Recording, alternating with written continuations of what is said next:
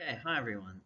So I'm filming these a bit differently just because it's easier for me to do this because I can't really access the swivel at school right now. Hopefully this works out just as well as those videos were, maybe even better since the PowerPoint and the video are all together now. So we're on to our final area of study, which is on doing an extended practical investigation. As part of doing that, we're going to be running it a bit differently this year just because, well, since you can't really come into the school, we're going to just have to change how things are done.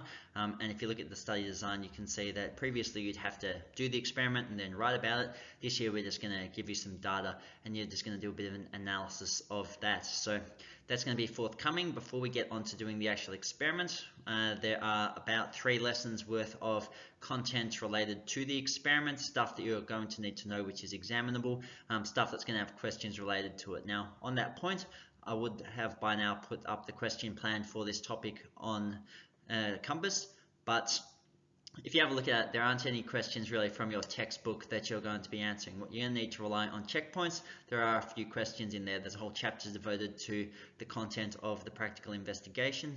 So you should just be working through those checkpoints questions, getting those answered. I think there might be some Edurolo questions on there as well, but I'm not sure at this moment. So I'm just going to let you know when I do the post on Teams about what you're going to need to do on that front. But this is the first lesson on extended practical investigation content. It covers things like reliability and accuracy, precision, validity, and error. So that's a few different things we're going to be all covering in one hit today. So for the first one, we're looking at accuracy, which in physics is about how close a set of measurements are to the true value. And we're also going to look at reliability, which is about how close together the set of measurements are. So it's a shame I can't point at things the way I like to do, but just on here, if you look at, hey, maybe I can point at things. Look at, wrong way, top left one, you can see that's accurate and reliable. You can see in the top right one, accurate and unreliable, so on and so forth, you can read.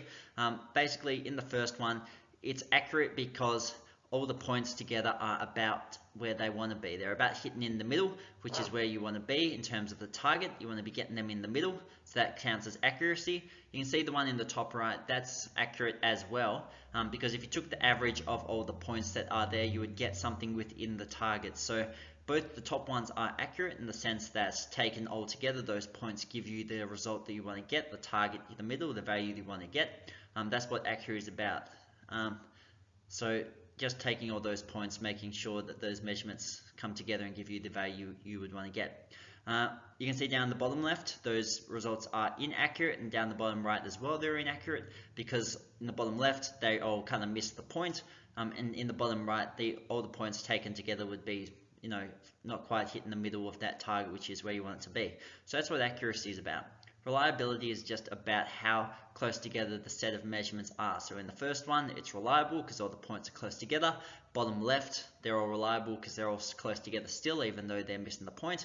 And the two ones on the right, they're pretty spread out the points. So we'd say those are unreliable. So if you were to take another measurement for that particular experiment, you would have a hard time kind of predicting what your result would be. It's an unreliable set of measurements. You can't reliably predict what one measurement will be because they're so spread out from each other. So that's just what accuracy and reliability are about. Now I'm going to go back to that in a moment, but before that, we look at another concept in experiments, which is about errors. So the first one, we've got two. One's called random errors, one's called systematic errors. Random errors in an experiment occur when values differ from the expected value, but average out to the expected value. So if I expect to measure a time of 2 seconds, but instead I measure 2.1 or 1.8 seconds, they're close to 2 seconds. They're close to what I expect them to be, and I wouldn't expect to get 2 seconds every time I took a measurement, just because that's the nature of experiments. And those random errors, they're just due to small differences between trials, things like my reaction time when I'm taking the measurements. So there's no problem with getting random errors. If you can reduce them, that's good, but they're also just a natural part of doing experiments. That's why we take a few different results. We don't just take one result and say, yeah, that's it. We take a few different measurements, we average them out. We do that in order to reduce random errors.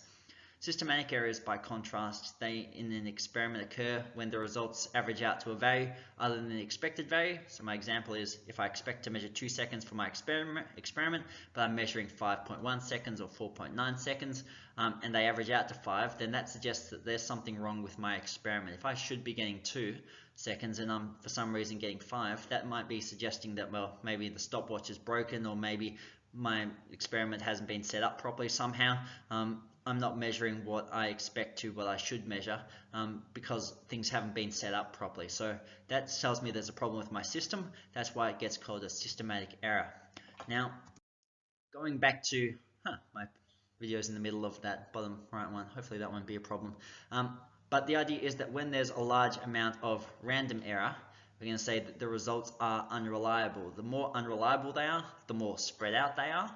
And if you can look at the top right one, you can see that if they're very spread out, we'd say that there is a lot of random errors. The points are all over the place, even though we're getting the result on average that we would want. When there's a large degree of systematic error, the results are inaccurate. So looking at the bottom left one, the results average out to somewhere away from the target where we expect them to hit, where we want them to be. So because they're not averaging out to what we want, we'd say there's some systematic errors. Things have been set up incorrectly and we're not getting out the result that we want. So I think that's everything to do with error and accuracy and reliability. So moving on. Wait a minute, have I stuffed up? I'm going to pause just in case I've stuffed.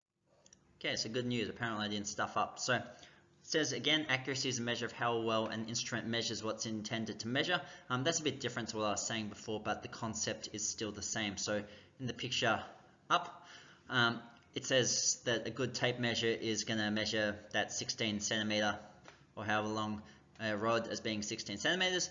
Down the bottom there is the stretched one, which isn't measuring what it's meant to because it's been stretched. What's now should have been 16 centimeters is now 15 just because the tape measure has been stretched. That instrument's not going to be able to measure the results accurately anymore just because it's been deformed. And so we'd say the measurements that we get using that tape measure aren't going to be accurate. So it's sort of like before, you're taking measurements and you're not getting what you should be getting. In this case, just because there's a problem with your instrument and how it's measuring what you're trying to measure. By contrast, we've got precision, which is a measure of the degree to which an instrument can measure quantities. So for example, if you've got two rulers, one can measure down to the nearest millimeter, one can measure down to the nearest centimeter. We'd say that the one that can go down to the nearest millimeter, it's more precise. You can get more fine-tuned measurements using that ruler than you could using the one that only goes to the nearest centimeter. So that's just what precision is about. How far down can we reliably get measurements using a certain instrument? We also talk about validity, which is just a measure of whether an experiment actually measures what it claims to measure. And in physics, it's normally not such a big deal, except in really complex experiments, because, well, you can set up your experiment and normally if you can get rid of all the extraneous variables, you can still measure what you intend to measure. It's pretty easy to see what you're trying to measure. But a good example would be in a psychological experiment where if it was designed to make people feel shame and then report how much shame they actually feel, then participants might not want to talk about shame that they feel. They might lie about it, and so the experiment's not going to probably measure what it was supposed to measure because people aren't going to give responses that indicate their actual feelings during the experiment. So that would have not very much validity as an experiment just because it's not actually measuring what it's intended to. And last slide, and this is something I'm going to go into a fair bit more detail about in the next lesson, stuff about uncertainties. Uncertainty is kind of contrasted with error. You can see the first and third dot points. The first one's about uncertainty, the third one's about error.